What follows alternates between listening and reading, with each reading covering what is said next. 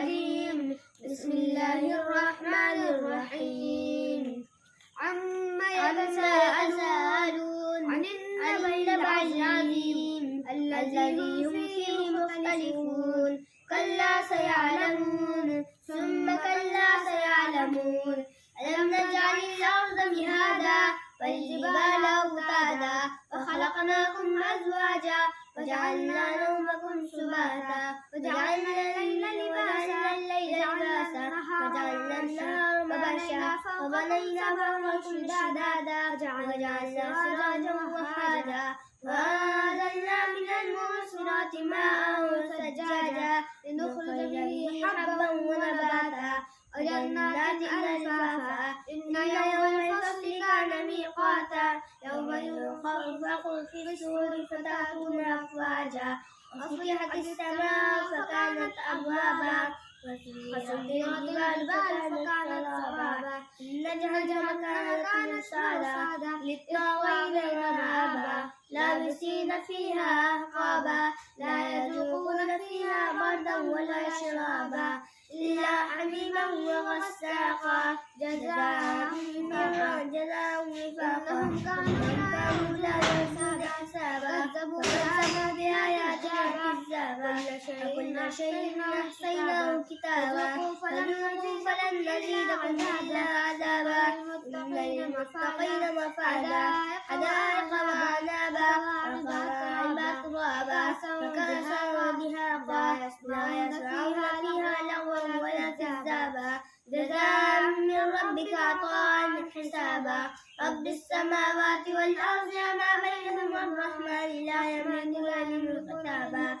يوم يقوم الروح والملائكة صفا لا يتكلمون إلا من أذن له الرحمن وقال صوابا.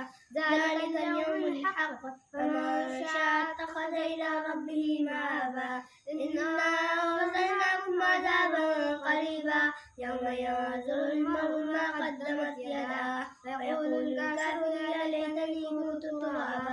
والنازعات غرقا والناشطات نشطا فالسابحات سبحا فالسابقات سبقا فالمدبرات أمرا يوم ترجف الرادفة تتبعها الرادفة قلوب يومئذ واجفة أبصارها خاشعة يقولون إنا لمردودون في الحافرة وإذا كنا عظاما نخرة قالوا تلك إذا كرة خاسرة فإنما هي زجرة واحدة فإذا هم بالساهرة. هل أتاك حديث موسى إذ ناداه ربه بالواد المقدس طوى اذهب إلى فرعون إنه طغى فقل هل لك إلى أن تزكى وأهديك إلى ربك فتخشى وأراه الآية الكبرى فكذب وعصى ثم أدبر يسعى فحشر فنادى فقال أنا ربكم الأعلى فأخذ الله نكال الآخرة والأولى.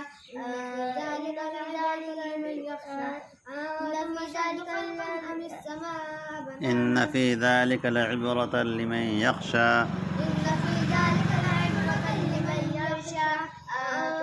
أشد خلقا من السماء بناها رفع سمكها فسواها وأغطش ليلها وأخرج ضحاها والأرض بعد ذلك دحاها أخرج منها ماءها ومرعاها والجبال أرساها متاعا لكم ولأنعامكم.